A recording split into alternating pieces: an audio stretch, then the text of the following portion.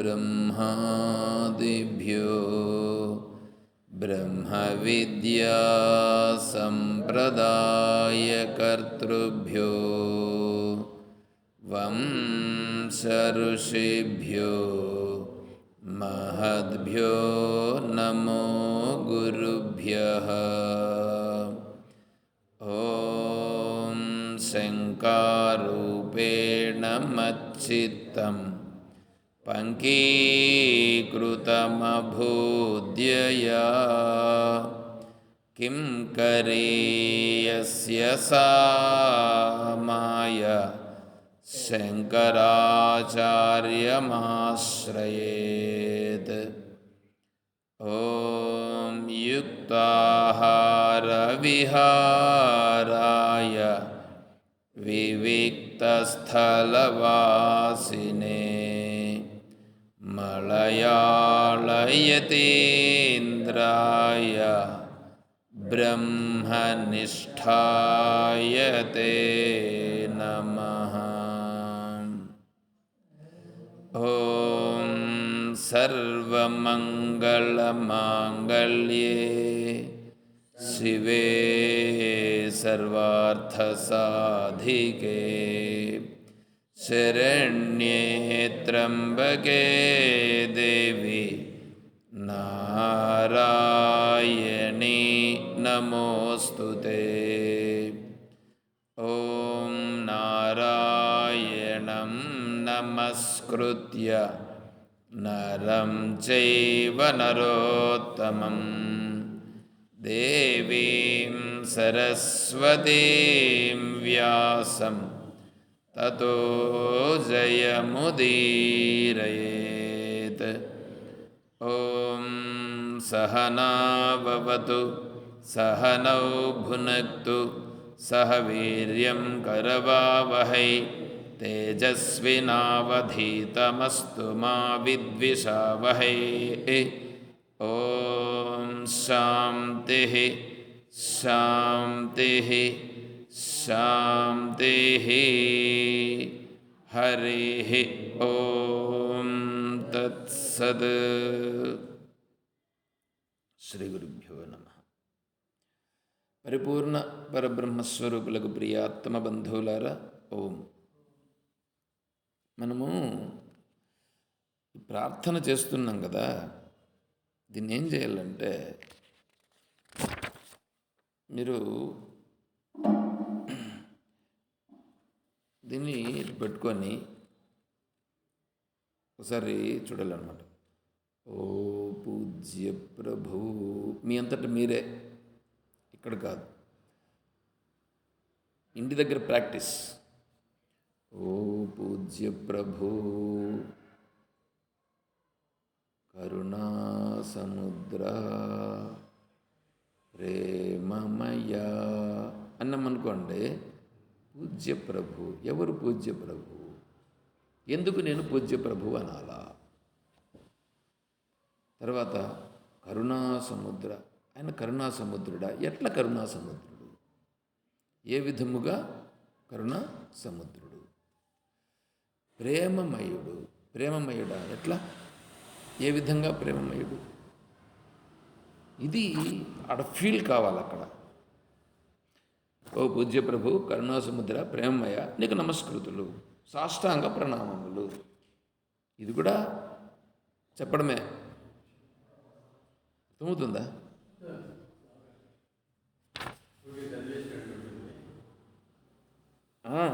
చదివేశాడు, చదివేసిన దానివల్ల ఏం ప్రయోజనం? అది కదా మనకు కావాల్సింది. కాబట్టి నీవు సత్ చిత్ ఆనందస్వరూపుడవు. ఓం. సత్ చిత్ ఆనందస్వరూపుడు అంటే ఏంటి? ఇప్పుడు నువ్వు కొంతసేపు ఆ ఫీల్లోకి రావాలి. నీవు సత్ చిత్ ఆనంద స్వరూపుడు. ఓహో, చిదానందరూప శివోహం శివోహం అని మనం చదువుతున్నాం కదా. ఓ సత్ చిత్ ఆనంద స్వరూపుడు అంటే అదా, అది ఇది ఒకట అనేది వస్తుంది మనస్సుకి. తర్వాత ఇవన్నీ చెప్పుకుంటూ వస్తాం. తర్వాత ఇది పైన ఉండేది చూడండి, ఎంత ఇది చూసేదానికి చాలా చిన్న పేపర్ లాగా ఉంది. స్టార్టింగ్ ఇదే, ఫైనల్ కూడా ఇదే.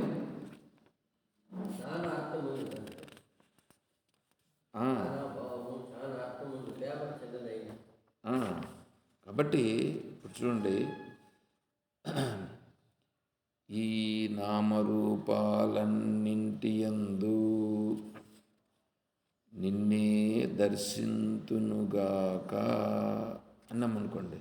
అరే, ఈ నామరూపాలన్నింటి యందు నిన్నే దర్శింతునుగాక అంటే అప్పుడు విగ్రహ రూపంలో దర్శించడం అనేది ఎట్లవుతుంది?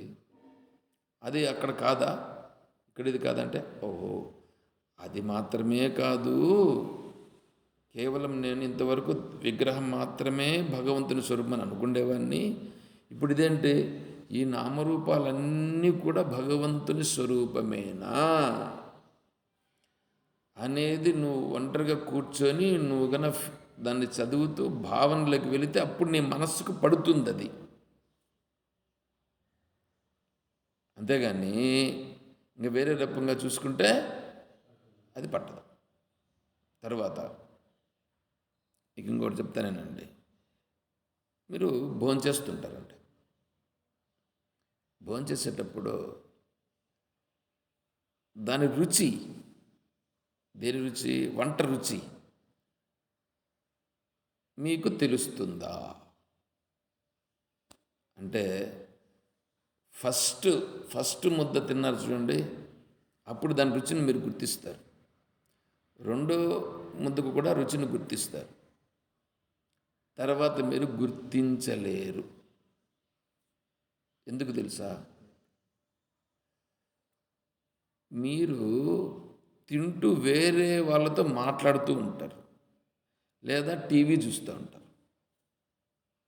చూసుకోండి కావాలంటే. వేరే వాళ్ళతో మాట్లాడుతూ ఉన్నప్పుడు మనస్సు ఎక్కడ ఉంటుంది? ఆ విషయాల ముందుకు పోతుంది. ఆ విషయాల ముందుకు పోయినప్పుడు ఈ ఈ ఈ తింటున్నామే, భోజనం చేస్తున్నామే, ఈ భోజనము కర్మ జరుగుతూ ఉంది. కర్మ జరుగుతూ ఉందే కానీ దానిలో ఉండే రుచిని ఆస్వాదించుట లేదు. ఆస్వాదించాలంటే ఏం చేయాలా? అది తీసి నోట్లో పెట్టుకుంటేనే ఆ రుచి నువ్వు ఆ రుచిలోకి వెళ్ళాల్సి వస్తుంది. రసోహమప్సు కౌంతేయ, భగవంతుడు ఏమన్నాడు? రసోహమప్సు కౌంతేయ. రసం అంటే అందులో ఉండే రుచి, ఆ రుచి రూపంగా ఉండేది నేనే అన్నాడు. అంటే ఇప్పుడు నువ్వు ఆ రుచిని నువ్వు ఆస్వాదించగలిగితే అప్పుడు భగవంతుని యొక్క తత్వానికి నువ్వు దగ్గర అవుతున్నావు.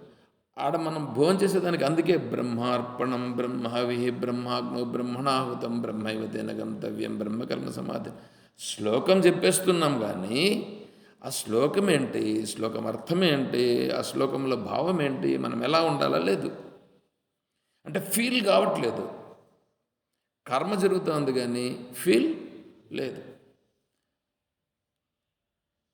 కర్మేంద్రియాన్ని సంయమ్య ఆస్తే మనసాస్మరణ ఇంద్రియార్థాన్ని విమూఢాత్మ మిథ్యాచారస్య ఉచ్యతే. వాడు కూర్చొని తింటా ఉన్నాడు కానీ తింటా ఉన్నాడు కానీ ఒక్కోసారి కూర్చొని కూడా తిండు, నిలబడుకొని తింటాడు. ఈ బఫేలన్నీ ఇవే కదా. ఇప్పుడు మాట్లాడుకుంటూ తింటే ఎక్కువ తింటాడు. ఎక్కువ తింటే ఏమవుతుంది? మాట్లాడుకుంటూ తింటే ఎక్కువ తింటారు తెలుసా? మాట్లాడుకుంటూ వేరే వాళ్ళతో మాట్లాడుతూ తింటావుగా, వేరే వాళ్ళతో మాట్లాడుతూ తిన్నప్పుడు చూడు ఎక్కువ తింటావు, గుర్తించకుండా తినేస్తుంటావు, ఎక్కువ అవుతుంది. ఎక్కువైతే నీ శరీరానికి ఇబ్బంది అవుతుంది. అంటే నువ్వు ఫీల్ కావట్లేదు. ఏ పని చేసినా ఫీల్ అంటే దాంట్లోకి పోవాలా, దాంట్లో దిగాల, దిగితే అది ఫీల్. దేవుని దగ్గరికి వచ్చినాం, దేవునికి నమస్కారం చేస్తాను. నమస్కారం చేయడం కూడా ఫీల్తో నమస్కారం చేయాలి. ఆ ఫీల్ కొరకే మనం ఇక్కడికి వచ్చాం. ఆ ఫీల్ ఇక్కడ మాత్రమే కాదు, అన్ని జాగాల్లోనూ, అన్ని ప్రదేశముల్లోనూ మనకు ఉండాలి. అట్లాగా ఎప్పుడైనా ఏమైనా ఎక్కడైనా భగవంతుడు ఎక్కడున్నాడంటే సర్వము ఉన్నది భగవంతుడే. సర్వం ఉండేది భగవంతుడు కాబట్టి అప్పుడు సర్వమునందు మనకు ఆ ఫీల్ రావాల. ఆ ఫీల్ రావాలనంటే అంత సులభంగా రాదు.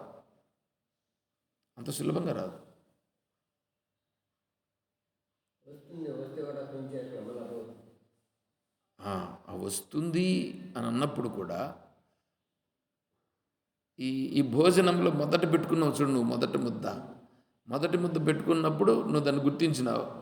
తర్వాత రెండో దీనికి పోయేటప్పటికీ మారిపోయిందిగా. అదేవిధంగా అక్కడ కూడా అయిందనమాట. కాబట్టి దీన్ని ఏం చేయాలంటే మనం ఫీల్ కావడం అనేటువంటిది ముఖ్యమైనటువంటి విషయం. ఆ ఫీల్ కావడం అనేటువంటి దాని కొరకే మనం ఇవన్నీ చేస్తున్నాం. ఇవన్నీ చేస్తుంటే దానికే. సరే, దీన్ని ఇప్పుడు మనం ఏం చేయాలంటే, మీరు ఇంటి దగ్గర అభ్యాసం ఏమంటే దీన్ని పెట్టుకొని చూడండి, ఒక్క వాక్యం చదవండి. ఆ వాక్యాన్ని చదివి కొంతసేపు కళ్ళు మూసుకోండి, దాని గురించి ఆలోచించండి. ఒక వాక్యం చదివేది, దాని గురించి ఆలోచించేది చాలు. రోజుకు ఒక వాక్యం చాలు, ఎక్కువ అవసరం లే. ఒకే ఒక వాక్యం చదవండి. ఏదైనా సరే ఒక వాక్యం చదివి కొంచెంసేపు కూర్చొని దీని యొక్క భావం ఏమిటని కళ్ళు మూసుకొని మీరు ఆలోచించండి. ఖచ్చితంగా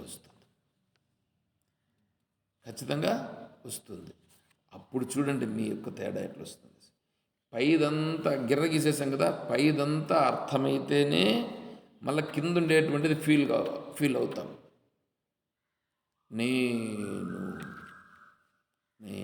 నేను అంటే ఏమైపోవాలంటే, ఇప్పుడు కళ్ళు మూసేసినావుగా, కళ్ళు మూసేస్తే నేనంటే ఎవరు అనేది ప్రశ్న వస్తుంది.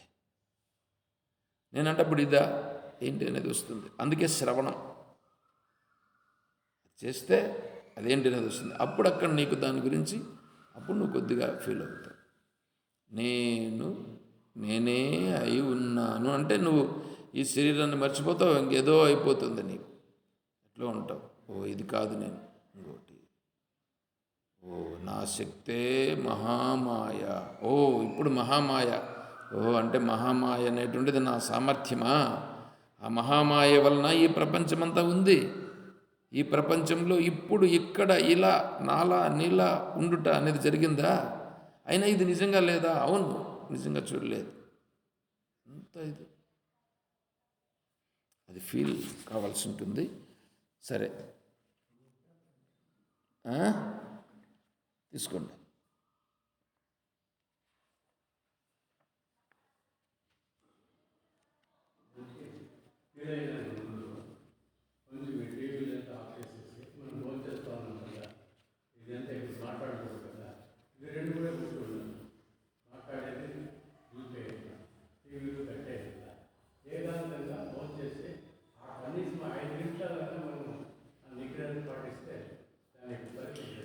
భోంచేసేటప్పుడు ఏకాంతంగా భోంచేయాలనేది నియమము. ఏకాంతంగా భోంచేయాలి. ఏకాంతంగా అంటే ఒంటరిగా భోంచేయాలి. మీరు చూడండి, ఈ తిథి జరుగుతుందిగా, తిథి జరిగినప్పుడు భోక్తలను పిలుస్తారుగా. భోక్తలకు వాళ్లకు భోజనం వడ్డిస్తారు. ఎట్లా వడ్డిస్తారు? ఎక్కడ వడ్డిస్తారు? అందరితో కలిసి వడ్డిస్తారా? కలిసి వడ్డించరు. వాళ్ళని సపరేట్గా కూర్చొని పెట్టి వాళ్ళకి సపరేట్గా వడ్డిస్తారు. వాళ్ళకు సపరేట్గా వడ్డించేటప్పుడు కూడా వాళ్ళని అడగకూడదు. వాళ్ళకి వడ్డిస్తూ ఉండాలి. వాళ్ళు ఏమి తింటూ ఉంటే దాన్ని మనం వడ్డించాల్సి ఉంటుంది. ఎట్లా ఉంటుందంటే ఇక్కడ అంటే అక్కడ భోంచేస్తున్నారు భోక్తలు. ఆ భోక్తల రూపంగా మనం ఎవరినైతే ఏ పితృ కార్యక్రమాన్ని అయితే చేస్తుంటామో, తండ్రి పితృకార్యం చేస్తున్నాం అనుకోండి, తండ్రి, వాళ్ళ తండ్రి తాత, వాళ్ళ తండ్రి ముత్తాత ముగ్గురిని ఆహ్వానించుంటాం అక్కడ. అందువల్ల వాళ్ళు ముగ్గురు ఉంటారు అక్కడ. వీళ్ళు చూసేదానికేమో వాళ్ళు ముగ్గురు ఉంటారు. వాళ్ళ దగ్గర ఏం చేస్తారంటే మొట్టమొదట వాళ్ళకు దర్బలిచ్చి, నాయన పితృరూపేణ, ఇంకొక ఆయనకు పితామహ రూపేణ, ఇంకొక ఆయనకు ప్రపితామహ రూపేణ ఆవాహాయామి అని చెప్తే వాడు తీసుకుంటాడు. తీసుకొని దాన్ని పెట్టుకుంటాడు. అది పెట్టుకొని వాడు కూర్చునే జాగాలో దాన్ని పెట్టి అక్కడ కూర్చుంటాడు. ఇప్పుడు ఇతను తండ్రి, ఇతను తాత, అతను ముత్తాత, ముగ్గురు అన్నమాట అక్కడ. వాళ్ళు ఇప్పుడు మాట్లాడకూడదు, నియమం. ఎందుకంటే ఇప్పుడు పితృదేవతలుగా ఉండే వాళ్ళు అక్కడికి వచ్చారుగా. పితృదేవతలుగా ఉండే పితృ నా మర్యమా చస్మిన్ ఉంది మనకు 10వ అధ్యాయంలో, నెక్స్ట్ ఇంక వస్తుంది. ఇప్పుడు ఈ ఈ పితృదేవతల రూపంగా కూర్చొని ఉన్నారు చూడండి. వాళ్ళు వాళ్ళు మాట్లాడరు. వాళ్ళు కూర్చొని వడ్డిస్తే తింటూ ఉంటారు అంతే. వాళ్ళు అంతే. అది వాళ్ళు మాట్లాడినాడంటే వాడు ఆ స్థితిలో లేడు అని అర్థం. సరే, ఇంకప్పుడు వాళ్ళకి వడ్డించేస్తాం. అటుకు అయిపోయింది. చివరిలో మళ్ళీ వాళ్ళు భోంచేసి అంత లేచిన తర్వాత వాళ్ళకి మళ్ళీ దక్షిణ తాంబూలం అంతా ఇచ్చి వాళ్ళ దగ్గర మనం ఆశీర్వాదం తీసుకుంటాం. అంటే అడున్నది పితృదేవతలుగా ఉన్నటువంటి వాళ్ళు ఉన్నారు అక్కడ అని మనం అక్కడ చేస్తాం. అక్కడ ఏమనే మాత్రం వాళ్ళని వేరే వాళ్ళు కూడా చూడడం ఉండదు. అంటే ఏంటంటే వాళ్ళు భోంచేసేటప్పుడు అంత నియమంగా అక్కడ ఉంటుంది. దశరథుడు శరీరాన్ని విడిచిపెట్టాడు. అప్పుడు శ్రీరామచంద్రుల వారు అడవుల్లో ఉన్నారుగా, ఈ సీతమ్మ తల్లితో కలిసి ఉన్నారు. సరే, తెలిసింది. తర్వాత తిథి చేయాలి కదా, తిథి చేసేదానికి అయ్యింది. తిథి చేసే సమయంలో అక్కడనే చేస్తున్నారు వీళ్ళు, రామచంద్రుడు సీతమ్మ వీళ్ళు చేస్తున్నారు. ఇప్పుడు సీతమ్మ గారేమో అన్నీ వంటలు చేసింది. ఇప్పుడు భోక్తలుగా పిలిచారు, భోక్తలు వచ్చారు, కూర్చున్నారు. శ్రీరామచంద్రుడు లక్ష్మణస్వామి వడ్డిస్తున్నారు. సీతమ్మ తల్లి తీసుకొని వచ్చి చేసిన వంటను తీసుకొని వచ్చి ఈమె వడ్డించేదానికి వెళ్ళింది. ఫస్ట్ వడ్డించేదానికి వెళ్ళి ఆమె చూసింది. అట్లా చూస్తే అక్కడ ఎవరు ఉండేది? తండ్రి గారు. ఎవరి తండ్రి? రామచంద్రుల వారి తండ్రి. ఎవరు? దశరథ మహారాజు. దశరథ మహారాజు సీతమ్మ తల్లి వెళ్ళేటప్పుడు ఒక ఆశీర్వాదం చేసి ఉన్నాడు. ఏమిటి? నీవు పట్టపు మహిషివి, పట్టపు రాణివి. నువ్వు ఎట్లుండాలా? ఎప్పుడు సకల కళా శోభితవై ఉండాలా. ఇదే నేను చెప్తున్నాను. నీకు ఈ నియమం లేదు. ఏ నియమము? రామచంద్రుల వారికి పెట్టినటువంటి నియమం ఉందే, నారచీరలు కట్టుకొనుట అనే నియమం సీతమ్మకు లేదు. ఇప్పుడు ఈ అమ్మగారు ఎలా ఉన్నారు? రామచంద్రుల వారు నారబట్టలు కట్టుకుంటే నేను నారబట్టలు కట్టుకుంటానని చెప్పి వీరు కూడా ఆ బట్టలు కట్టుకొని ఉన్నారు. వారు చెప్పినప్పుడు, ఆశీర్వాదం చేసినప్పుడు నువ్వు అలా ఉండాలి, ఇలాగే ఉండడం అనేటువంటిది చెప్పున్నారు. అప్పుడు ఈ అమ్మగారు అక్కడి నుంచి వచ్చేసారు. అప్పుడు ఇప్పుడు వడ్డించేదానికి పోతే ఇది వచ్చింది ఈమెకి, ఈ అమ్మగారికి వచ్చింది. అక్కడ కూర్చోండిది మామగారు కూర్చున్నారు. మామగారు ఆ రోజు నన్ను ఇలా ఆశీర్వదించారు, నేను ఇప్పుడు ఇలా కనిపిస్తే వారి ఆగ్రహానికి నేను గురవుతాను. దీని నుంచి వేరే అనర్థాలు వస్తాయి. కాబట్టి నేను వడ్డించు. సైతం గమనం నిలబడిపోయింది. నిలబడిపోతే వాళ్ళేమో భక్తులు అక్కడ కూర్చొని ఉన్నారు. ఈమె నిలబడిపోయింది, వడ్డించేదానికి పోలేదు. ఏమీ అడగలేదు. రామచంద్రుల వారు చూచాడు. ఇంకా రామచంద్రుల వారు లక్ష్మణుల వారు ఇద్దరు వడ్డించారు. వాళ్ళందరికీ వడ్డన అయిపోయిన తర్వాత, వాళ్ళకు దక్షిణ తాంబూలం ఇచ్చేసిన తరువాత, వాళ్ళు ఆశీర్వాదం చేసి వాళ్ళు వెళ్ళిపోయిన తరువాత మళ్ళీ వచ్చింది ఈవిడ. అప్పుడు అడుగుతారు, ఏమేనంటే విషయం ఇది అని చెప్తారు. ఎట్లా ఉంటుందండి? అంటే ఎంత ఏకాగ్రంగా ఉంటారో చెప్పండి. నువ్వు భోంచేసే భోజనము నీ శరీరంలోకి వెళ్ళి స్థూల సూక్ష్మ కారణ రూపాలుగా మారుతుంది నువ్వు తిన్న ఆహారం. నువ్వు మాట్లాడుతూ తింటున్నావని అనుకో, నువ్వు మాట్లాడుతూ తింటా ఉండేటువంటిది నీ మనస్సు రూపంగా వెళుతుంది. అది నువ్వు తినటువంటి ఆహారంలో మధ్యమ రూపంగా ఉండేది కండల రూపంగా అవుతుంది, పనికిరానిది విసర్జింపబడుతుంది. ఇప్పుడు నువ్వు టీవీ చూస్తూ తిన్నావు, టీవీలో ఏం చూస్తూ తిన్నావో అది నీ మనసుకు పడుతుంది. అందుకే నువ్వు మళ్ళా గమనపడుకుంటే కూడా ఆ భావాలన్నీ వస్తాయి. కాబట్టి భోజనం చేసే ఇప్పుడు శరీరం నిలబడి ఉండాలంటే 4 గంటల సేపు ఉంటుందిగా భోజనం, తిన్నన్నం. ఈ 4 గంటలు దాన్ని బట్టి కదా నీ శరీరం ప్రవర్తమానం అవుతుంది.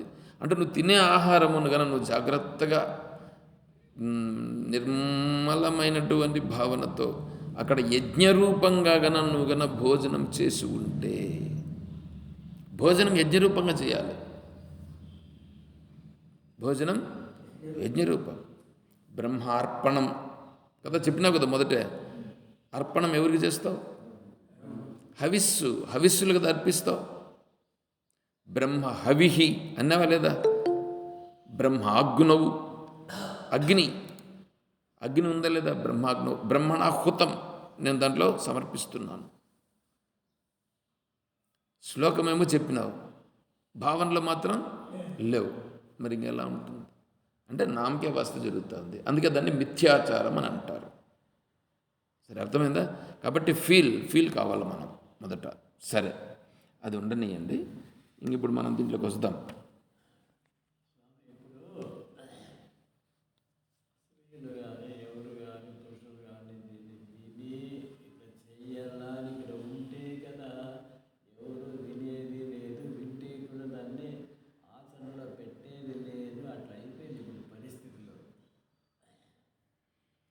మనం ఏంటంటే, కరెక్టే, మీరు చెప్పింది కరెక్టే, కానీ ఇప్పుడు తెలుసుకునేదానికి మనం వచ్చినాం, మనం తెలుసుకుంటాం. వేరే వాళ్ళు వచ్చినారనుకో, వాళ్ళకు కూడా తెలుసుకుంటారు. మంచిదే. అంటే ఈ విషయాలను ఇట్లా చెప్పడం అనేటువంటిది కరెక్ట్గా ఎక్కడ చెప్పరు, ఎక్కడ ఉండదు ఇలాగా. ఆశ్రమం అంటే ఇటువంటివే ఉండాలా, ఆశ్రమం అంటే ఇటువంటివి ఉండాలా. సరే, మనం ఈ మార్గంలో మనం పోతున్నాం కాబట్టి మనం చెప్పుకుంటున్నాం, జరగనిలే, సంతోషం. వాళ్ళందరూ కూడా వినేదానికి ఉంటే వాళ్ళు వింటారు. సర్లే, ప్రస్తుతానికి మనకు ఉంది, మనం అంతే, అది పరిస్థితి.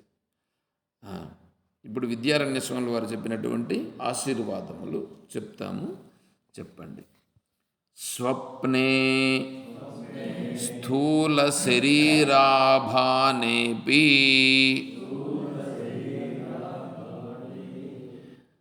స్థూల శరీర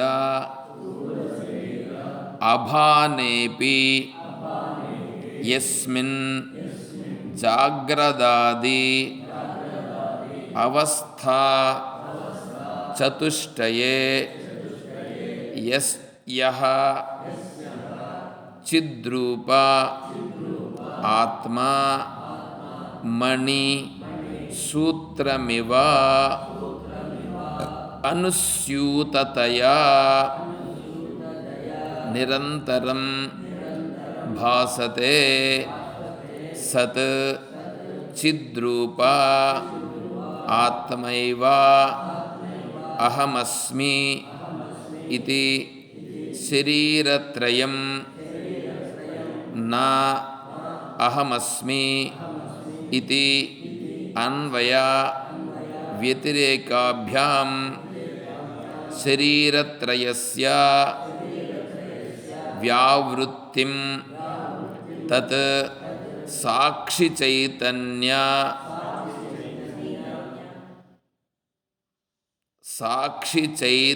చైతన్యస్యాను అనువృత్తిం చ పశ్యతో మమ శరీరత్రయ వ్యతిరేకత్వ అనుభవః సమ్యక్ ఆవిర్భూయాత్. ఏమంటున్నారంటే, స్వప్నే స్థూల శరీర అభానేపి యస్మిన్ జాగ్రదాది అవస్థా చతుష్టయే యచ్చిద్రూపాత్మ మణిసూత్రమివ అనుస్యూతతయా నిరంతరం భాసతే సత్ చిద్రూపాత్మైవ అహమస్మి. ఇప్పుడు స్వప్నం వచ్చిందంటే కళ వచ్చిందండి. కళ వచ్చినప్పుడు స్థూల శరీరం ఉందా అక్కడ? స్థూల శరీరం అంటే ఈ శరీరము కళలో ఇది ఉందా? కళలో ఇది లేదు. కళలో ఇది లేదు.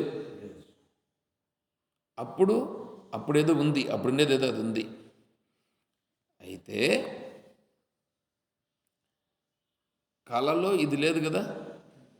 సరే, ఇప్పుడు జాగ్రత్త అవస్థ ఇది ఉంది కదా. ఇప్పుడు కళ ఉందా? ఇప్పుడు కళ లేదు. అంటే కళలో ఉన్నటువంటిది ఇప్పుడు లేదు, ఇప్పుడు ఉన్నటువంటిది అప్పుడు లేదు. కానీ కళను చూచిన వాడు నేనున్నానా? కళను చూసినవాడు నేనున్నానా? అంటే కళను చూచినవాడు అక్కడ ఎవడున్నాడో ఈ జాగ్రత్త అవస్థలో ఈ శరీరంతో ఉన్నప్పుడు కూడా ఇప్పుడు చూసేవాడు కూడా నేనున్నానా? అర్థమవుతుందా? అంటే ఇప్పుడు చూస్తూ ఉండేది, కళను చూస్తూ ఉండేది వాడెవరున్నాడో వాడెవడో వేరే వాడు ఉన్నాడుగా. అంటే ఈ శరీరం కాదన్నమాట ఇప్పుడు చూస్తూ ఉండేది. అవునా? అంటే కళను చూచిన వాడు ఈ స్థూల శరీరంతో ఇప్పుడు చూస్తూ ఉండేవాడు వాడు వాడు వాడు వేరేవాడుగా ఉన్నాడు. వాడు వేరేవాడు.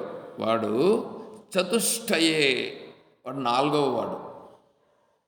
నాలుగవ వాడు. అంటే జాగ్రత్త, స్వప్న, సుషుప్తి, తురీయం అని ఉన్నది. దీన్ని విచారం చేయాల్సి వస్తుంది.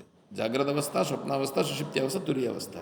స్థూల శరీరం, సూక్ష్మ శరీరం, కారణ శరీరం, తర్వాత తురీయుడు. అంటే ఈ స్థూల శరీరం ఉన్నప్పుడు సూక్ష్మ శరీరం లేదు, సూక్ష్మ శరీరం ఉన్నప్పుడు స్థూల శరీరం లేదు, కారణ శరీరం అనేటువంటిది బాగా గాఢ నిద్రలోకి పోయినప్పుడు ఇవి రెండూ లేవు. కానీ ఇవి మూడున్నాయి. ఇప్పుడు స్థూల శరీరము, సూక్ష్మ శరీరం, కారణ శరీరం. ఈ మూడింటిని గురించి చూచేవాడు ఒకడు ఉన్నాడు. తెలుసుకుంటున్నాను కదా. బాగా నిద్రపోయినాను అన్నాడు కదా ఒకడు. బాగా నిద్రపోయినాను అని అంటే హాయిగా ఉన్నింది అంటే ఆ నిద్రను కూడా అనుభవించినాడు వాడు. నిద్రను కూడా తెలుసుకున్నాడు, కళను తెలుసుకున్నాడు, ఇప్పుడు జాగ్రత్తలో జరుగుతూ ఉండేదాన్ని కూడా తెలుసుకుంటున్నాడు. వాడు నాలుగవ వాడు ఉన్నాడే. వాడు ఎట్లున్నాడంటే మణిసూత్రమివ, మణులుంటాయి, మణుల యందు సూత్రం, దారం ఒకటి ఉంటుంది. దారము చేత ఈ మణులన్నీ కుట్టబడి ఉంటాయి. అప్పుడు లోపల ఉంది దారం, అది కనిపించదు మనకు, పైన ఉండే మణులు మాత్రం కనిపిస్తుంటాయి. ఆ విధంగా మణుల యందు ఈ కుట్టబడినటువంటి ఆ దారములాగా దాన్ని సూత్రం అంటారు.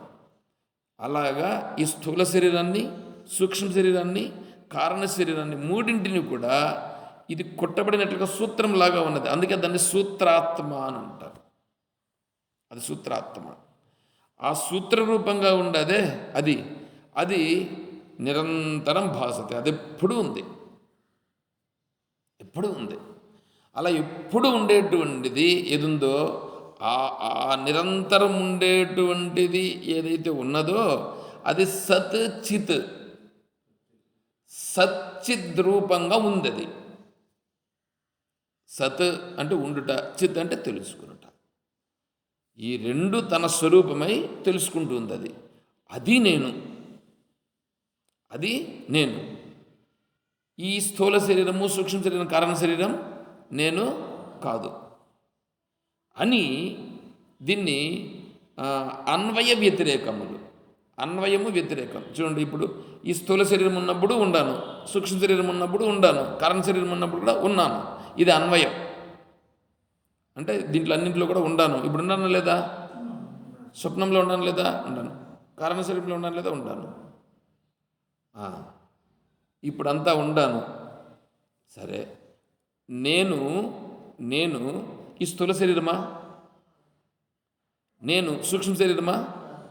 నేను కారణ శరీరమా?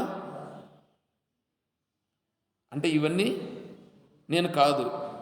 ఇవన్నీ నేను కాదు. వీటిలో నేను ఉన్నాను. ఎట్లుంది ఇది? దీన్ని అన్వయము వ్యతిరేకం అంటారు.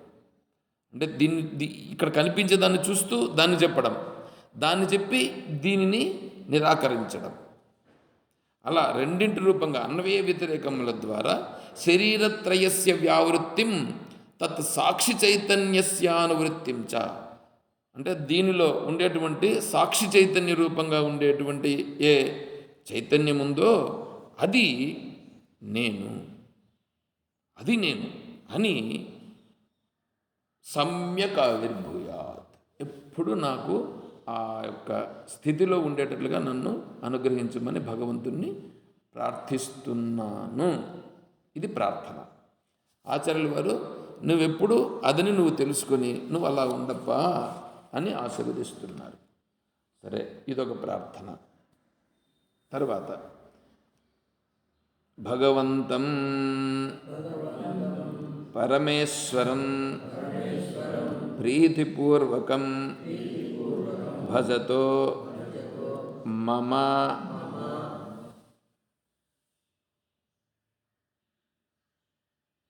ఉపరి అనుగ్రహార్థం భగవాన్ వాసుదేవ ఆత్మభావస్థః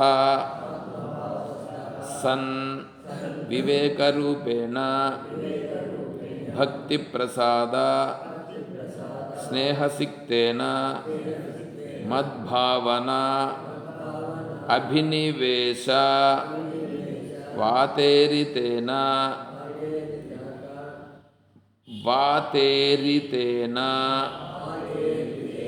బ్రహ్మచర్యాది సాధన సంస్కారవత్ ప్రజ్ఞావర్తిన విరక్త అంతఃకరణాది కరణేన విషయ వ్యావృత్త చిత్త రాగ ద్వేష అకలుషిత నివాత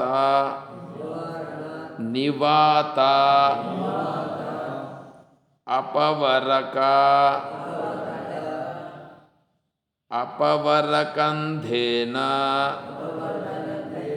నిత్య ప్రవృత్యైక అగ్ర్యే ధ్యానజనిత సమ్యగ్దర్శన భాస్వత జ్ఞానదీపేన అజ్ఞానజం అవివేకతో జాతం మిథ్యా ప్రత్యయరూపో మోహాంధకారం తమోనాశాయ ఇతి ఆశిర్నిరంతరం భూయాత్.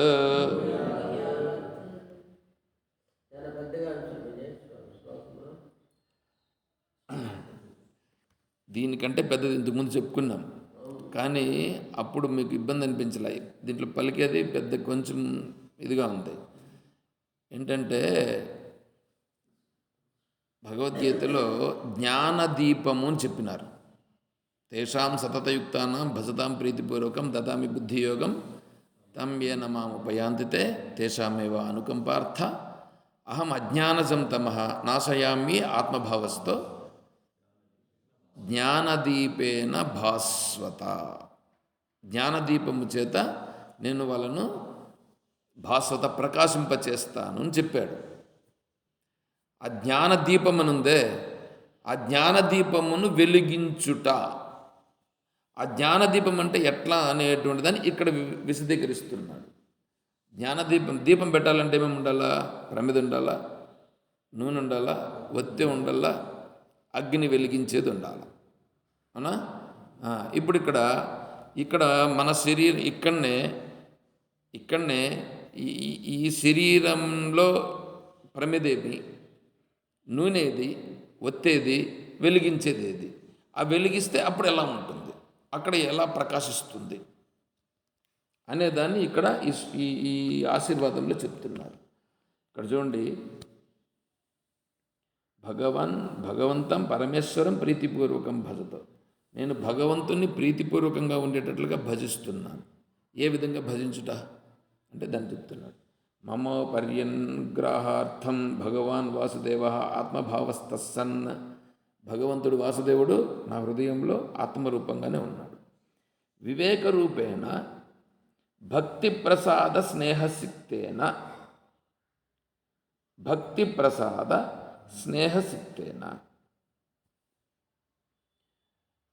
ఇక్కడ భక్తి అనేటువంటిది, భక్తి అంటే ప్రేమ రూపంగా ఉండేటువంటి భావన ఉందే అది ఇక్కడ నూనె. భక్తి ప్రసాద స్నేహసిక్తేన మద్భావనాభినివేశవాతేరితేన. మద్భావన అంటే ప్రేమ అనేటువంటిది, ఆ ప్రేమను ప్రకటిస్తాం కదా.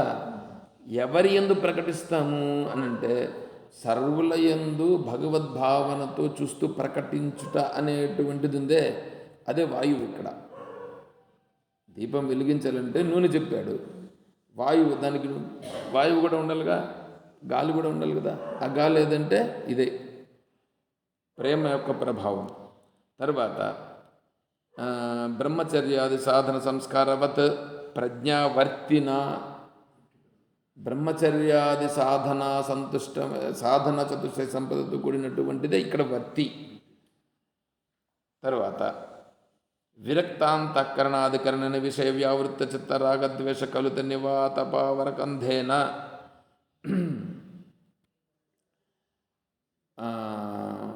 రాగద్వేష రహితమైనటువంటి భావనతో కలిగి ఉండే అంతఃకరణమే ఇక్కడ ప్రమిద.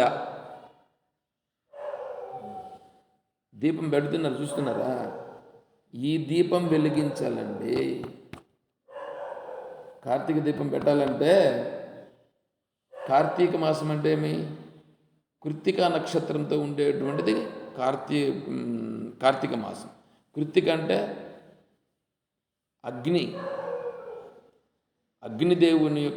అగ్నిదేవునికే కృత్తిక అని పేరు. ఆ అగ్నిస్వరూపంగా ఉండేటువంటి రోజు అది పౌర్ణమి రోజు, అంటే వెన్నెల కలిగిన రోజు. ఆ రోజు దీపారాధన చేయాలి. దీన్నంతా వివరిస్తే ఎలా ఉంటుందో చూసుకోండి. ఆ అగ్నిస్వరూపం అనేటువంటిది ఇక్కడ రావాలా, వెన్నెల అనేటువంటిది నీ మనస్వరూపంగా ప్రకటన కావాలా. ఆ అగ్నిస్వరూపాన్ని ఇప్పుడు తీసుకొని వచ్చి ఇక్కడ వెలిగించాలా. ఎక్కడ వెలిగించాలా? ఈ హృదయంలో ఈ ఒత్తికి ధ్యానజనిత సమ్యక్ దర్శన భాస్వత జ్ఞానదీపేన. సమ్యక్ దర్శనం అనేటువంటి భావన ఏదుందో ఆ భావన రూపంగా ఉండేటువంటిది ఇక్కడ వెలిగించుట. వెలిగిస్తే అప్పుడు ఇక్కడ ప్రమిద ఉంది, నూనె ఉంది, వాయువు ఉంది, ఒత్తిని ఉంది, వెలిగించినాం. ఇప్పుడు దీన్ని వెలుగుతూ ఉంటుంది. ఆ వెలిగితే ఎట్లుంటుంది? అక్కడ ప్రకాశం ఉంటుంది. ఆ ప్రకాశం ఉంది, ఇది దీపం. దీన్ని అంత సులభంగా తొందరగా వెంటనే కాదు, ఊరికే మనం సింపుల్గా కదా చెప్పుకుంటున్నాం ఇప్పుడు ఇక్కడ. అప్పుడు ఈ జ్ఞానదీపం వెలిగితే అజ్ఞానజం అవివేకతో జాతం మిథ్యా ప్రత్యయ రూపో మోహాంధకారం.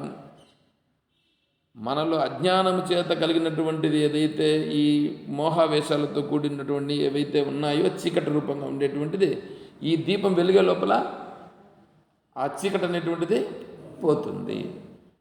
ఎప్పుడు ఇక్కడ ఈ దీపం జ్ఞానదీపం వెలుగుతూ ఉండి ఈ తమో గుణ రూపంతో ఉండేటువంటి ఈ మోహాంధకారం అనేటువంటిది తొలగిపోవుగాక. అటువంటి స్థితిని నాకు ప్రసాదించుగా కానీ భగవంతుణ్ణి నేను ప్రార్థిస్తున్నాను అని ఇక్కడ ప్రార్థన చేస్తే ఆచార్యుల వారు నీకు అలాగే జరుగుగా కానీ ఆశీర్వాదం చేస్తున్నారు. తర్వాత పరమేశ్వరం ప్రీతిపూర్వకం భజంతో భక్త ఏన బుద్ధియోగేన సమ్యక్ దర్శన లక్షణేన ఆత్మభూతం భగవంతం పరమేశ్వరం ఆత్మత్వేన ఉపయాంతి ప్రతిపద్యంతే తం బుద్ధియోగం భగవాన్ వాసుదేవో మే దదాతి ఇతి ఆశీర్నిరంతరం భూయాత్. పరమేశ్వరం ప్రీతిపూర్వకం భజంతో భక్తాయేన బుద్ధియోగేన సమ్యక్ దర్శన లక్షణేన ఆత్మభూతం. సమ్యక్ దర్శన లక్షణం అనేటువంటిది అంటే జ్ఞానపూర్వకమైనటువంటి ఏదుందో, జ్ఞానపూర్వకముతో కలిగినటువంటి ప్రేమ రూపంగా ఉండేటువంటి భక్తి ఏది ఉందో అటువంటి భక్తి భగవంతం పరమేశ్వరం ఆత్మత్వేనోపయాంతి. ఆ పరమేశ్వరుడు ఆత్మరూపంగానే ఉన్నాడని ఈ ఆత్మరూపంగానే ప్రతిపద్యంతి తం బుద్ధియోగం. ఈ సర్వుల హృదయములలో ఉండేటువంటిదంతా కూడా ఆత్మస్వరూపమని, ఆ ఆత్మస్వరూపమే భగవంతుడని, ఆ ఆత్మస్వరూపముని నేను భావిస్తూ ఆత్మతత్వాన్ని చూడగలిగే స్థితి నాకు కావాలని, అటువంటి బుద్ధియోగం నాకు కావాలని ఆ భగవంతుడైనటువంటి పరమేశ్వరుని నేను ప్రార్థిస్తున్నాను. అటువంటి స్థితిని వాసుదేవుడు, భగవంతుడైనటువంటి వాసుదేవుడు నాకు అనుగ్రహించి రక్షించుగాక అని ఇక్కడ మనం ప్రార్థన. దాన్ని ఆచార్యుల వారు నీకు అలాగే జరగాలి అని ఆశీర్వాదం చేస్తున్నారు. కాబట్టి అది మనం ఆశీర్వాదం గురించి అక్కడ 3 రోజు చెప్పుకుంటాం. సరే, దాని ఊరికి అలా చెప్పుకున్నాం. సరే, ప్రశ్నోత్తరంలోకి వద్దాం.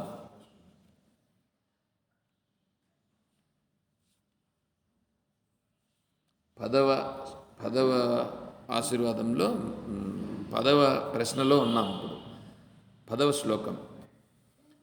కో వాజ్వరః ప్రాణభూతాం హి చింతా మూర్ఖస్తు కో యస్తు వివేకహీనః కార్యామయాకా శివ విష్ణు భక్తి కిం జీవనం దోష వివర్జితం యత్. దీంట్లో ఆచార్యుల వారు చెప్పినటువంటిది ఏది ఉందో వీటిని మనం ఉన్నది ఉన్నట్లుగా విచారణ చేసుకుంటాం. ఉన్నది ఉన్నట్లుగానే విచారణ చేసుకుంటాం. దాన్ని మీరు అన్వయం చేసుకుని దాన్ని పట్టుకుంటే మనం ఏమవుతామంటే మెట్టు పైకెక్కుతూ పోతాం. అట్లా కాకుండా నన్నే విమర్శిస్తున్నాడు అని కనుక మీరు అనుకుంటే, నన్ను విమర్శిస్తున్నాడు అని మీరు అనుకుంటే మీకు అర్థం కాలేదు అని అర్థం. ఏమండి, ఇది మనలో ఉండే లోపాలను తెలుసుకోవాలన్నా వద్దా? లోపాలను తెలుసుకుని కదా లోపాలను అధిగమించిపోవాలా. ఆచార్యుల వారు చెప్పేదంతా ఎట్లుంటుందంటే, అది నువ్వు ఎట్లా పోవాలని చెప్తా ఉంటాడు, మార్గదర్శనం చేస్తుంటాడు. మార్గదర్శనం చేస్తుంటే మనకు తెలిసిందేది ఏది ఉందో అదంతా ఆడికి వచ్చేటప్పటికి ఏమంటే పనికిరానిది అవుతుంది. మనకు తెలిసిందంతా ఆడికి వచ్చేటప్పటికి పనికిరానిది అయిపోతుంది. పనికిరానిది అయిపోతే మనమేమనుకుంటామంటే ఇది పెద్దది కదా, ఇది చాలా కావాల్సింది కదా అని పట్టుకొని ఉంటాం దాన్ని. ఆడికి వచ్చేటప్పటికి అది తుస్సైపోతుంది. తుస్సైపోతే నేను మరి ఇన్నాళ్ళు చేసింది ఇంత పట్టిందంతా ఏమైపోయింది అనేటట్లుగా వచ్చేస్తుంది భావన. కాబట్టి కొంచెం జాగ్రత్తగా అర్థం చేసుకోవాలి. నిన్న చెప్పుకున్నాం మనం, కోవాజ్వరః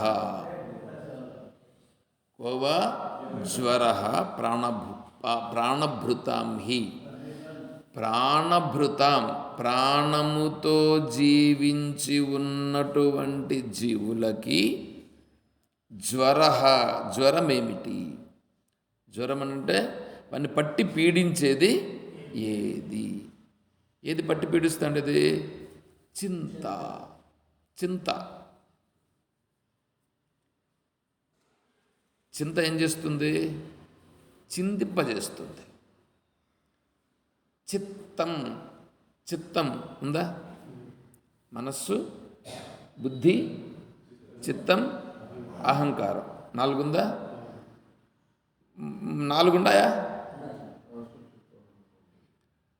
4 లేవు, ఒకటే ఉండేది. ఒకటే, అది చేసే పనిని బట్టి దానికి ఆ పేరు. ఒకప్పుడు మనస్సు అంటారు, ఇంకొకప్పుడు దాన్నే బుద్ధి అంటారు, ఇంకొకప్పుడు దాన్నే చిత్తం అంటారు, ఇంకొకప్పుడు దాన్నే అహంకారం అంటారు. మనస్, బుద్ధి, చిత్తం, అహంకారం. ఇప్పుడు మనస్సు అంటే మననం చేస్తే దాన్ని మనస్సు అంటారు.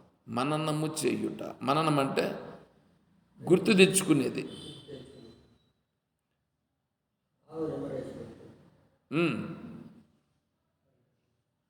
ఇప్పుడు మీ ఇంటి దగ్గర నుంచి ఎవరు ఫోన్ చేశారని అనుకోండి. ఫోన్ చేసి, నాన్న అది ఆడబెట్టినావు? ఏందిరా? అదే రాత్రి ఇచ్చినానే ఏదది ఫార్మేట్ ఇచ్చినానే, అది చాలా జాగ్రత్తగా ఎత్తిపెట్టాలని, అది ఆడబెట్టినావు? నాకు కనిపించట్లేదు అంటాడు. ఆడనే పెట్టినాను చూడు, అదే ఆడబెట్టినావు?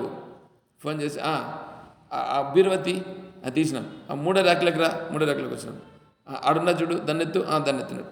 ఇప్పుడు ఆడుందా? ఈడుంది. ఉందా? ఇప్పుడు నువ్వు ఆడుండావా ఈడుండావా? అప్పుడు ఈడు వండుకొని కూడా ఆడుండే విషయాన్ని ఇక్కడ నుంచి చెప్తున్నావుగా, అది ఆడుంది, అది నీ మనసులో ఉందిగా, దాన్ని పైకి తెచ్చుకొని కదా చెప్తున్నావు. అది మననం. ఇప్పుడు అదేమిటది? అట్లా చెప్పింది, దాన్ని ఎక్స్ప్రెస్ చేసిందే, అది మనస్. అది మననం చేసింది చూడండి. మననం చేసి అడుగుతూ ఉంటే కూడా నువ్వు ఇక్కడ మననం చేసి నీకు ఎట్లా గుర్తొచ్చింది? అది నీ లోపల నువ్వు పెట్టినది ఉంది కాబట్టి అది లోపల నుంచి పైకి వచ్చి పైకి ఉండేదాన్ని పైకి చెప్తున్నావు. అది మనస్. సరేనా? నెక్స్ట్ బుద్ధి.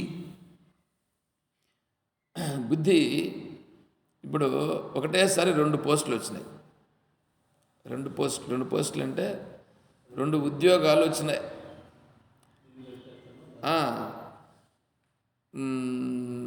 దీంట్లో చేరుదామా, దాంట్లో చేరుదామా? దేంట్లో చేరుదాం? పంచాయతీ డిపార్ట్మెంట్లో చేద్దామా, లేకపోతే రైల్వే డిపార్ట్మెంట్లో చేద్దామా? రైల్వే డిపార్ట్మెంట్లోకి పోతే అంతా తిరుగుతూ ఉండాలి సెంట్రల్లో. పంచాయతీ లేకపోతే లోకల్లో ఉండొచ్చు. కానీ రైలు లేకపోతే సెంట్రల్ డిపార్ట్మెంట్, సెంట్రల్ గవర్నమెంట్ అంతా తిరగచ్చు. అయితే కొంచెం కష్టంగా ఉంటుంది. ఎట్లా చేద్దాం? ఆలోచన చేస్తున్నారా? నిర్ణయానికి వచ్చారా? ఇంకా రాలేదు. టైం పడతాంలా. కొంచెం టైం బట్టి నిర్ణయం తీసుకుంటావుగా. ఎవరు నిర్ణయం తీసుకుంటుంది? ఆ నిర్ణయం తీసుకున్నప్పుడు అదే మనస్సే బుద్ధి అవుతుంది. అదే మనస్సే నిర్ణయం తీసుకుంటే బుద్ధి. అర్థమవుతుంది కదా? చూసుకోండి. నిర్ణయం తీసుకున్నప్పుడు బుద్ధి. అప్పుడప్పుడు ఒకసారి అంటారు, నా బుద్ధి భలే పనిచేసిందబ్బా. అమ్మాయిని పెళ్లి చేసుకునేదానికి వెళ్తాడు, చూస్తాడు, ఆ అమ్మాయి వెనకాల ఆస్తుంది. ఇప్పుడు అమ్మాయిని చూడడంలా, వెనకాల ఆస్తుంది, బామర్దులు ఉండారు, అమ్మాయి కూడా బాగానే ఉంది, ఉద్యోగం కూడా ఉంది, వీడికి వెనకాలంటే ఏముండదు. కానీ ఇవన్నీ ఆలోచన చేస్తాడు.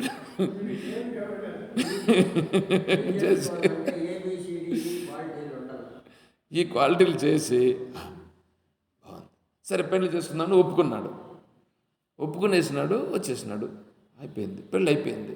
పెళ్ళి అయిపోయిన తర్వాత చూస్తే బ్రహ్మాండంగానే ఉంది, వాడి జీవితం బాగా జరుగుతూ ఉంది. అప్పుడు అనుకుంటాడు, బా ఏమి నిర్ణయం తీసుకున్నానయ్యా నేను ఆ టయానికి, నా బుద్ధి భలే పనిచేసింది అని అనుకుంటాడు. అంటే బుద్ధి బాగా పనిచేసిందని వీడే గుర్తిస్తున్నాడుగా, బాగానే ఉంది. ఒక్కోసారి బుద్ధి కూడా పనిచేయలేదండి అని కూడా వచ్చేస్తాయి కొన్ని కొన్ని విషయాల్లో. సరే అది ఉండని. తర్వాత చిత్తం. చిత్తం అంటే ఏమి? చింతించుట. చింతించుట అంటే ఇప్పుడు ఇంక నువ్వు కొత్తగా మొదలు పెడతా ఉండవు, కొత్తగా ఇంతకుముందు జరిగిండేటివి కాదు. ఇంగిప్పుడు కుప్పంలో ఫ్లాట్ తీసి పెడితే 10 సంవత్సరాల తర్వాత ఎట్లుంటుంది? ఈసారి చంద్రబాబు నాయుడు గారు వచ్చారు, ఇంకోసారి కూడా చంద్రబాబు నాయుడు గారే వచ్చే పరిస్థితి ఉంది. కాబట్టి 10 సంవత్సరాలు పెట్టినామంటే ల్యాండ్ దాటుకోపోతుంది. కాబట్టి ఇప్పుడు మనం తీద్దామా వద్దా? మన దగ్గర ఏమో డబ్బులు ఉంది, ఈ డబ్బుల్ని ఇట్లే పెడితే ఏమవుతుంది, బ్యాంకులో పెడితే ఏమొస్తుంది? ఇప్పుడు చూడు, చింతన చేస్తున్నాడు లేదా ఇదంతా? ఇప్పుడు ఇదంతా చింతన చేస్తున్నాడు, దాన్ని ఏమంటారంటే చిత్తం. చింతన చేసేది చిత్తం. చింతన చేశాడు, ఫ్లాట్ తీసేయాల్సింది ఏమన్నా కానీ నిర్ణయానికి వచ్చేసాడు. బుద్ధి పనిచేసింది. బుద్ధి ఏం చేసింది? తీసేద్దామని చెప్పింది. ఇంకెక్కడ ఫ్లాట్ ఎక్కడ ఉంటుంది? ఇప్పుడు ఏం చేస్తాడు? ఇంక వెతుకుతాడు. ఎక్కడ? కుప్పంలో అంతా బండి వేసుకొని తిరుగుతాడు. టౌన్లో దిద్దామా, బయట దిద్దామా? టౌన్లో అయితే కొంచెం రేట్ ఎక్కువ, అడుగు 10,000, 10,000 ఉంది. ఆశ్రమంది అయితే కోర్టులో ఉంది. చూడండి, ఆశ్రమంది అయితే కోర్టులో ఉంది. ఎవరిల్లు?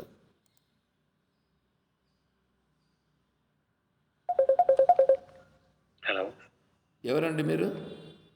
నమస్తే అయ్యా, అరుణ్ మాట్లాడుతున్నా. అరుణ్ చెప్పు.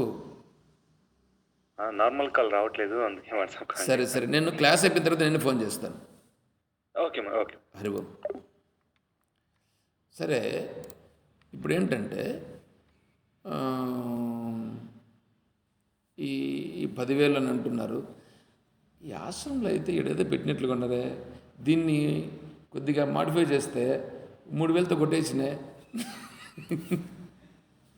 చూడండి ఎట్లా వచ్చేస్తుందో మైండ్. అట్లా తిరుక్కొని ఇట్లా తిరుక్కొని దేవుని సొత్తు దగ్గరికి వచ్చేసారండి వీళ్ళు.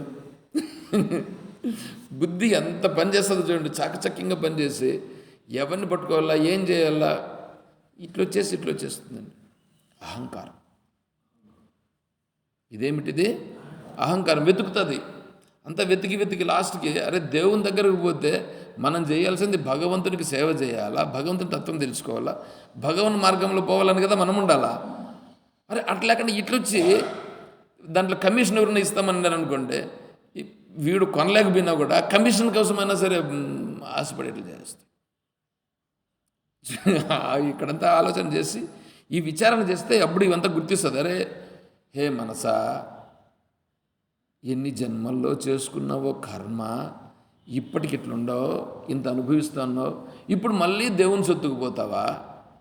దేవుని సొత్తుకు పోతే నీకు ఇంకేమైనా పుట్టగతులు ఉంటాయా? ఇప్పుడన్నా మనిషిగానే పుట్టినావు, మళ్ళీ పనికి రానటువంటి ఏ గాడిదలు గానో, లేకపోతే ఏ అడవుల్లో ఉండే జంతువులు గానో, ఇక కుక్కలు గానో పుడితే ఎట్లా ఉంటుంది అని మనస్సుకు చెప్పుకోవాల్సిన పనిలా అప్పుడు చెప్పుకుంటాడు. అహంకారం మళ్ళీ అప్పుడేం చేస్తుంది? మా నారాయణ, నేను దేవుని దగ్గరికి వచ్చేసిన, దేవుని సొత్తుకు వచ్చిన, నేను రాను నాయన అని చెప్పి అక్కడి నుంచి మళ్ళీ బయటపోతాడు. అంటే బుద్ధి పని చేస్తుంది అక్కడ. బుద్ధి పని చేస్తే దాని నుంచి బయటపోయి, నాయన ఎవరైనా వస్తే దేవుని సొత్తురా ఇది, దేవుని సొత్తుకు ఎవరైనా వస్తారా? మహాత్ములంతా ముందు వాళ్ళంతా ఇట్లా చేసినారా, ముందు వాళ్ళంతా ఇట్లా చేస్తే దీనికి వచ్చి మధ్యలో ఇట్లా చేస్తారా? వద్దు అని చెప్పి బయటపడతాడు. ఇప్పుడు అహంకారం వేరే సైట్ను కొనేదానికి పోతాడు. ఏదైనా పర్లేదులే, ఇక్కడైతే 10,000 అంటున్నారు, అక్కడైతే 3,000 అంటున్నారు, సరే 3,000 దగ్గర పెడతాం, ఎందుకంటే ఇంకా పెరుగుతుంది, పెరిగిన తర్వాత ఇదవుతుందని ఇప్పుడు అక్కడ పెడతాడు ఎత్తుకొని. ఇది అహంకారం పనిచేస్తుంది. అర్థమవుతుందా?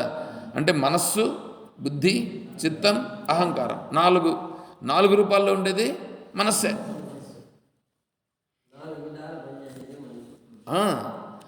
అందుకని ఇప్పుడు ఇక్కడ మనస్సు, బుద్ధి ఒక రకం, ఒక కేటగిరీ. చిత్తము అహంకారము ఒక కేటగిరీ. అందుకనే మనస్సు చిత్తము ఒక కేటగిరీ, బుద్ధి అహంకారం ఒక కేటగిరీ. అర్థమవుతుందా? మనస్సు చిత్తం. మనస్సు అంటే మననం చేస్తుంది, చింతన చేస్తుంది. అందుకని మనస్సు చిత్తం ఒకవైపు, బుద్ధి అహంకారం ఒకవైపు. అందుకనే చెప్పేటప్పుడు మనోబుద్ధులు అని చెప్తారు, రెండింటినే చెప్తారు. ఇంకా చెప్పేటప్పుడు, ఇంకా సింపుల్గా చెప్పేటప్పుడు మనస్సు అనేది చెప్తారు. విడదీసి చెప్పేటప్పుడు మనస్సు, బుద్ధి, చిత్తము, అహంకారం అని చెప్తారు. సమయాన్ని బట్టి వాటికి ఎంత విషయంగా అర్థం కావాలనుకున్నప్పుడు అట్లా విషయంగా చెప్తారు. ఇప్పుడు వీన్ని ఇంతకు ముందు జరిగిండే వాటిని గుర్తు తెచ్చుకుంటుంది మనస్సు. బుద్ధి ఏమో నిర్ణయం చేస్తుంది. ఇప్పుడు అవి రెండు అట్లుండని, దాన్ని మనం ఏదో ఒక విధంగా సెటిల్ చేయొచ్చు. ఇప్పుడు మనం పెంచుకుంటున్నాం చూడండి, ఇప్పుడు మనం పెంచుకుంటున్నామే. ఇక్కడి నుంచి ఉండేదాన్ని అనుభవించి ఖాళీ చేస్తే సరిపోతుందండి. వెనకాల ఉండేదాన్ని కదా ఖాళీ చేయాలా. మన వెనకాల కర్మ ఉంది కదా, వెనకాల ఉండే కర్మను కదా ఖాళీ చేయాలి ఇప్పుడు మనము. అట్లా కాకుండా ఇప్పుడు మళ్ళీ మనస్సుతో చింతన చేసి వేరేటువంటి ఎత్తుకొని మళ్ళీ ఇక్కడ వేసినామనుకోండి, ఈ దెబ్బ పెరుగుతుందా తరుగుతుందా? ఇప్పుడు దెబ్బను పెంచుకునే దానికి చేస్తున్నామా, తగ్గించుకునే దానికి చేస్తున్నామా?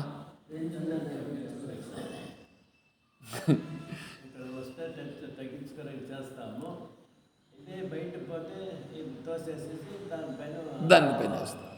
అంటే ఇప్పుడు ఇంతవరకు మనం చేస్తాండేది కర్మలను తెచ్చి వేస్తూ ఉన్నాం కదా, అన్నీ తెచ్చి. ఇప్పుడు వాళ్ళు టీ ఆకు కోసే వాళ్ళు ఉంటారు. టీ ఆకు కోసే వాళ్ళు ఎట్లా కోస్తారు తెలుసా? వెనకాల ఒక బుట్ట ఉంటుంది వాళ్ళ దగ్గర వెనకాల, దాన్ని ఇట్లా కోస్తారు, మంచి ఆకు కోస్తారు, ఇట్లా వేసేది. ఇట్లా వేస్తే వెనకాల వచ్చి బుట్టలో పడుతుంటుంది. అట్లాగా మనం ఏం చేస్తామంటే ఇక్కడ ముందర విషయాలన్నింటినీ చూసేదును వాటన్నింటినీ తీసి చిత్తంతో వెనకాల వేస్తాను. వేస్తే ఏమవుతుంది? ఇది రాశి పెరుగుతూ ఉంది. ఈ పెరిగి ఏం చేస్తుంది ఇప్పుడు మనల్ని? ఈ కర్మ దీంట్లో బాగా ముంచేస్తూ ఉంది. కర్మ అనేటువంటి రాశి పెరిగిపోతూ ఉంది. ఎంత పెరిగిపోతుందంటే కొండలుగా పెరిగిపోతూ ఉంది. ఇప్పుడు మనం తెలుసుకునే దాన్ని బట్టి ఏమవుతుంది? నాయన వెనకాల ఉండే రాశి తగ్గించాలి, నేను అదే పెద్ద భారంగా ఉంది. ఇప్పుడు ఇంకా దాన్ని పెంచాలనా తగ్గించాలనా? అంటే ఇప్పుడు నేను చేసే ప్రయత్నంలో ఇప్పుడు వెయ్యాలనా అంటే ఇది వెయ్యడం నిలపాల. ఏం వెయ్యాలా? ఆ వెనకాల ఉండేటువంటిది తరిగిపోయేటట్లుగా వెయ్యాలి. వెనకాల ఉండేది తరిగిపోవాల. తరిగిపోయేటట్లుగా వేసేదానికి ఏమన్నా ఉందా? ఉంది.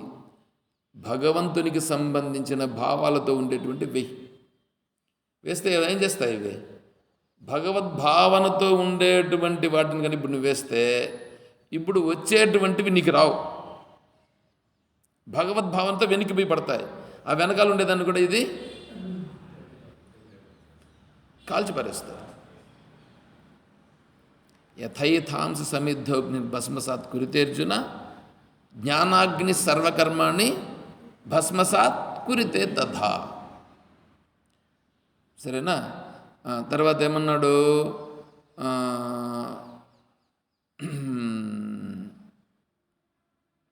నువ్వు చేసే కర్మ యజ్ఞార్థాత్ కర్మణో అన్యత్ర లోకోయం కర్మబంధన. నువ్వు చేసేటువంటిది నువ్వు ఏమన్నా చెయ్యి, అదేమైపోవాలా? యజ్ఞము కావాలా. నువ్వు చేసేది యజ్ఞంగా అయిపోవాలా. యజ్ఞం అయిపోయేటట్లుగా చేస్తే అప్పుడేమవుతుంది? ఆ యజ్ఞంలో ఏమవుతాయి? యజ్ఞంలో వేసేటివన్నీ ఏమవుతాయి? కాలిపోతాయి. యజ్ఞంలో చేసేటివన్నీ భస్మం అయిపోతాయి. ఆ యజ్ఞంలో నువ్వు సమర్పించేటివన్నీ అక్కడే భస్మం అయిపోతాయి. ఇంక మరి అది నిన్ను వచ్చి ఏం చేస్తుంది? కాబట్టి నువ్వు చేసే ప్రతి కర్మ యజ్ఞము రూపంగా అయిపోతే అది నిన్ను బంధించదు. యజ్ఞము కాకుండా వేరేది చేస్తే బంధిస్తుంది. కాబట్టి నేను చేసే ప్రతి కర్మ యజ్ఞరూపంగా చేయాలి అని మనం చేసే ప్రతి కర్మ యజ్ఞరూపంగా చేసామని అనుకోండి, అప్పుడు అక్కడ ఏమవుతుంది? ఆ యజ్ఞరూపమై భగవద్భావన రూపమై భగవత్ ప్రీత్యార్థమై భగవంతుని యొక్క స్వరూప భావనతో ఇక్కడ నిలబడి అక్కడే ఆ కర్మ భస్మం అయిపోతుంది. అక్కడే ఆ కర్మ భస్మం. దాని నుంచి ఇప్పుడు మళ్ళీ నువ్వు వెనక్కేస్తావు. అది ఇప్పుడు ఏమవుతుంది? అది వెనక్కిపడి వెనకాల ఉండేటువంటి దాన్ని భస్మం చేస్తూ వస్తుంది. చూసారా ఇప్పుడు? చింతన, చింత రెండు తేడా చూడండి. ఇప్పుడు ఇక్కడ చింతన అంటే ఇప్పుడు ఇక్కడ యజ్ఞం. చింతన అంటే చేసే యజ్ఞరూపంగా చేయడం అనేది చింతన. అంటే ఆ భగవద్భావన రూపంగా చేసే చింతన, అది యజ్ఞం. చింత నీ కొరకు ఈ మనం చెప్పుకున్నాం చూడండి, రెండున్నాయి ఇక్కడ. అంతఃకరణంలో రెండున్నాయి. ఏమిటా రెండు? ఒకటేమో ఇటువైపు ఉండేటువంటి సాక్షిత్వ భావనతో ఉండేటువంటిది, ఇటువైపు ఉండేది ఈ శరీరాది సంఘాతముతో కూడి ఉన్నటువంటి అహం.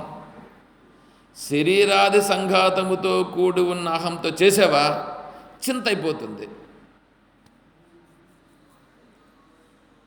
టైం ఎక్కువైపోయిందేమో కదా. మనస్సు పనిచేస్తుందా? నేను చెప్తాను, ఏదైనా గ్రహిస్తున్నారా?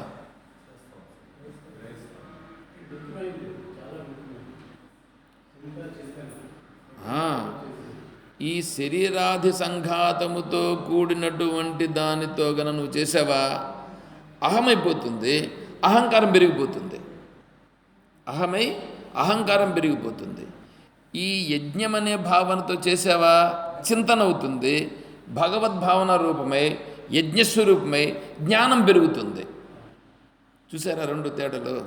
అందుకని ఇక్కడ చెప్తున్నాడు, ఎవడు ప్రాణభృతం జీవించి ఉండి పీడింపబడేవాడు ఎవడనంటే ఈ చింత చేసేవాడు పీడింపబడతాడు, చింతన చేసేవాడు విడుదల పొందుతాడు. ఇప్పుడు విడుదల పొందాలనా బంధింపబడాలనా ఎవరి చేతుల్లో ఉంది? మన చేతుల్లోనే ఉన్నది. కాబట్టి ఇక్కడ చేస్తున్నాడు. ఈ వెంటనే ఈ తర్వాత నేను కూడా చెప్పేస్తాం. ఇక్కడ మూర్ఖస్తుకో, మూర్ఖుడు ఎవరు?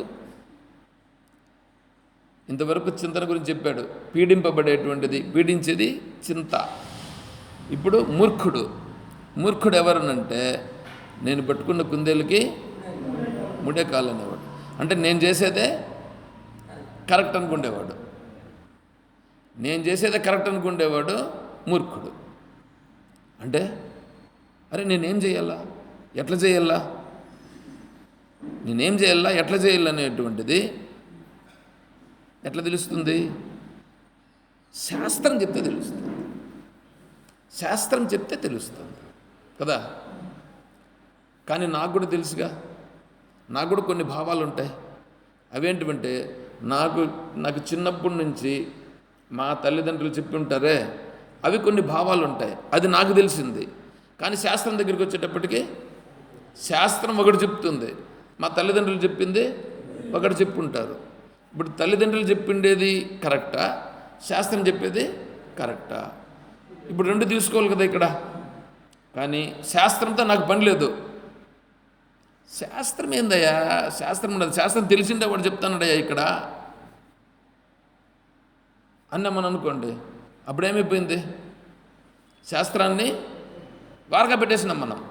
శాస్త్రాన్ని వారగా పెట్టేసి దీన్నే పట్టుకున్నాం మనం అనుకోండి, అప్పుడు నిజమును గ్రహించిన వాళ్ళం అవుతామా?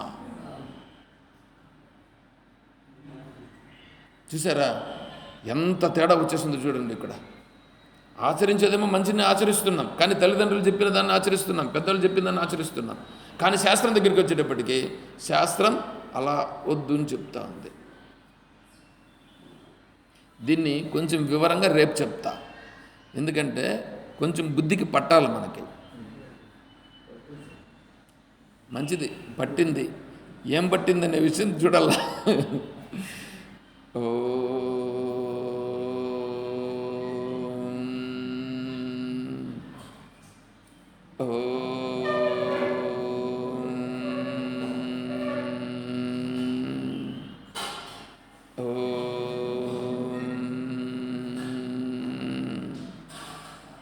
ఓం అసతో మా సద్గమయ, ఓం తమసో మా జ్యోతిర్గమయ, ఓం మృత్యోర్మా అమృతం గమయ, ఓం శాంతి శాంతి శాంతి.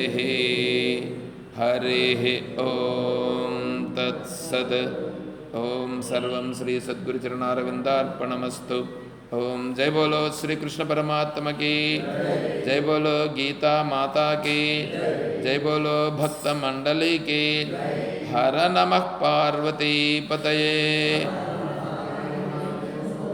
జై సీతారాం. హరి ఓం తత్సత్. ఓం.